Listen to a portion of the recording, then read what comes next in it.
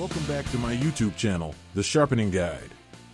Today, I'm taking you into the world of sharpening stones. More precisely, I'm showing you my latest highlight, the Naniwa Professional Chosera. As you see, I even treated myself to the matching elegant wooden box with an engraved logo, which not only looks impressive, but is also a true must-have for your sharpening stone set. Let's start with the box. This high-quality wooden box is available separately and impresses with its thoughtful design. Magnets have been integrated into the corners to keep the lid securely closed, a small but fine detail that underlines the product's quality. Particularly interesting is the comparison chart of the different grit levels on the lid. Whether it's micron, JIS, or FIPA-F, you can immediately see how the individual grits relate to one another, which significantly simplifies choosing the right stone. The complete set includes 8 sharpening stones, ranging from a 400 up to the finest 10,000 grit in JIS. According to my chart, the latter corresponds to roughly a 1 micron diamond sharpening stone, ideal for the final polishing stage.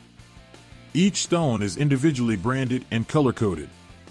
The stones have a thickness of 6 mm, while the aluminum carrier plate measures 3 mm and is of course compatible with my TSProf Cadet Pro and other models. But what makes the Naniwa Professional Chosera so special?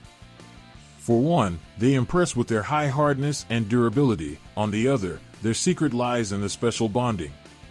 Instead of silicon carbide, which due to its extreme hardness and sharp-edged structure often removes material too aggressively, Naniwa uses aluminum oxide. This abrasive allows for fast, yet controlled and even material removal, perfectly suited for knives in the 58 to 60 HRC range or lower, depending on the steel composition. The intense sharpening effect is achieved by the large amount of fine abrasive embedded in each stone. The unique magnesium-based bond plays a central role here. It ensures that a high proportion of pure abrasive grains is present per unit area. The result, rapid material removal and a very fine sharpening result. However, this bond is somewhat more sensitive to excessive water exposure. Even a brief wetting of the stone is enough to generate the necessary slurry. A long soak is not necessary and can even weaken the bond, leading to tiny hairline cracks. This small but important aspect should be considered during use, as it can make the difference between an optimal and a less satisfactory result. So why did I choose these sharpening stones? Besides my complete MS1 set and the OSB polishing stones from Vinev, the Naniwa Professional Chosera offers several decisive advantages. Diamond sharpening stones score a 10 on the hardness scale and are therefore the hardest material available for sharpening. For certain steels that are extremely hard, they are indispensable. However, this hardness and the sharp edges can be too aggressive on softer steels, typically in the HRC range between 55 and 60. For example, with common pocket knives like the iridium with D2 steel, resulting in an imperfect finish.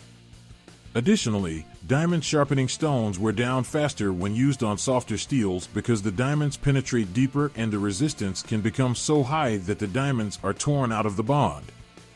Here the Naniwa Professional Chosera shine with a hardness of 9. They work much more gently on softer steels, create a more even sharpening pattern, and deliver an optimal result.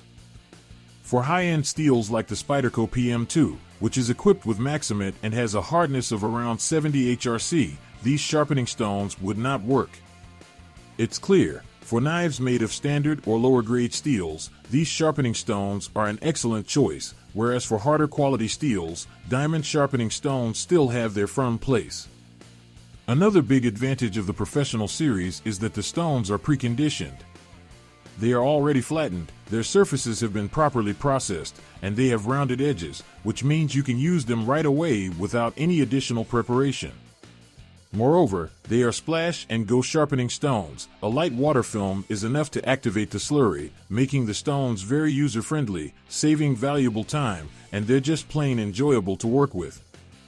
I'm already very excited to see the results and to receive feedback on the stones during sharpening. With years of experience in hand sharpening, I know that Naniwa enjoys an excellent reputation in the realm of Japanese water stones, so I am absolutely confident in their quality. In the long run, I will be using these stones frequently, as they deliver an outstanding sharpening result while wearing down relatively little thanks to the stable magnesium bond. There is one more point I'd like to address: using these sharpening stones with harder steels. In theory, they can be used for steels up to 68 HRC, but I wouldn't recommend it. For example, with my Spyderco Manix 2, which has CPM S30V steel and has 61 Rockwell, this theoretically wouldn't be a problem for the sharpening stones. However, since the vanadium carbides embedded in the steel, which are created by the composition and manufacturing process, are harder than aluminum oxide, the sharpening takes place around these carbides, so the final result doesn't always fully meet expectations. For sure, there are a lot of other steels with more vanadium and also other forms of carbides, but I try to keep it as simple as possible. We're talking about microscopic details that ultimately make the difference compared to a truly sharp knife. For example, D2 steel is also often rated around 60 to 61 HRC. Since the steel contains only up to 1% vanadium, the chemical elements that form carbides harder than aluminum oxide are present in smaller quantities. As a result, sharpening this steel with the Naniwa is no problem.